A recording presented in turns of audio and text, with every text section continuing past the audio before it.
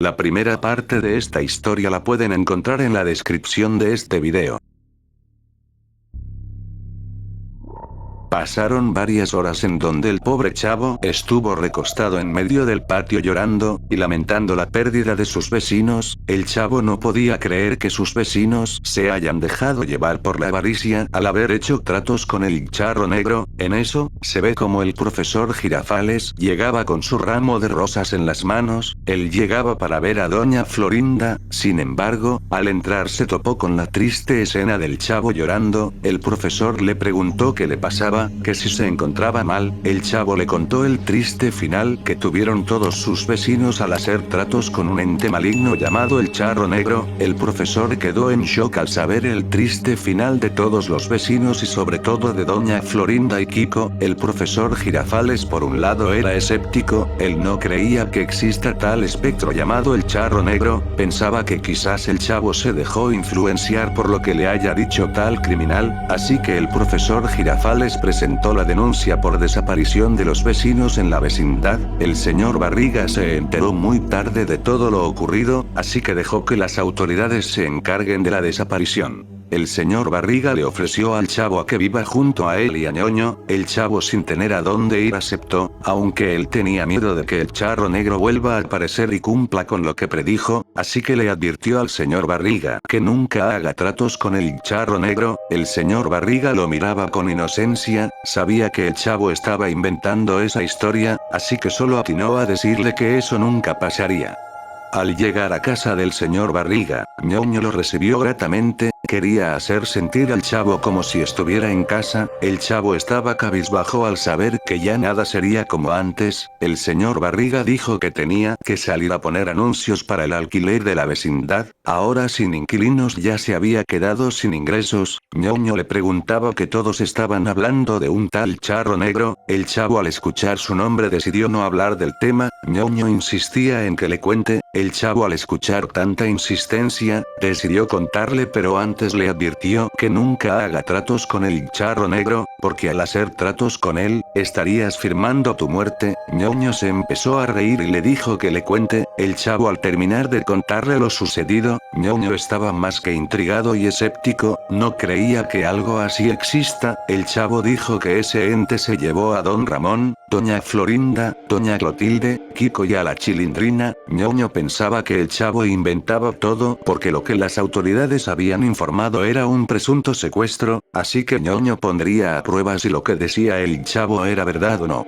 Mientras el señor Barriga iba en su vehículo buscando lugares en donde poner los afiches, ve como las calles empezaron a lucir cada vez más vacías. Eso le parecía muy extraño porque a esas horas de la tarde todo andaba lleno de personas, así que bajó y empezó a pegar los anuncios en varias paredes. En eso, escucha el relinchar de un caballo. El señor Barriga, algo confundido, empezaba a ver hacia todos lados porque no veía nada, cuando de pronto, detrás de él aparece un charro muy elegante. El señor Barriga se asustó al ver su presencia. En eso, el charro negro le dice: Visto que tu negocio fracasó y cada vez sentirás la falta de dinero, eso es algo que tú no estás acostumbrado a vivir, así que te ofrezco estas monedas de oro. Si aceptas, podrás tener esto y mucho más. El señor Barriga se asombró al recordar lo que le había comentado el chavo, aunque sabía que si aceptaba acabarían todos sus problemas. El señor Barriga, mirándolo sospechosamente, le preguntó, ¿a cambio de qué aceptaría toda esa fortuna? El charro negro, riéndose, le dijo: ¿A cambio de la felicidad eterna? El señor Barriga, cegándose completamente mientras las monedas cada vez lo atraían más, aceptó. El charro negro, logrando su objetivo, dijo: pronto me verás de nuevo, ahora solo disfruta de tu fortuna. En ese momento el charro negro desapareció entre las sombras. El señor Barriga, al entrar a su vehículo, empezó a ver que en el asiento trasero habían muchas monedas de oro, completamente lleno de felicidad. Tiró todos los afiches de alquiler y se fue a despilfarrar el dinero. Por otro lado, se ve como el chavo se había quedado dormido al estar por fin recostado sobre una cama y ya no dentro de un barril, así que Ñoño empezó a llamar en voz baja al charro negro. Sin embargo, no obtenía respuesta y mucho menos la presencia de este, así que harto de todo, decidió ir a comprar dulces. Mientras caminaba, escucha los pasos de un caballo que lo lo empezaba a rodear.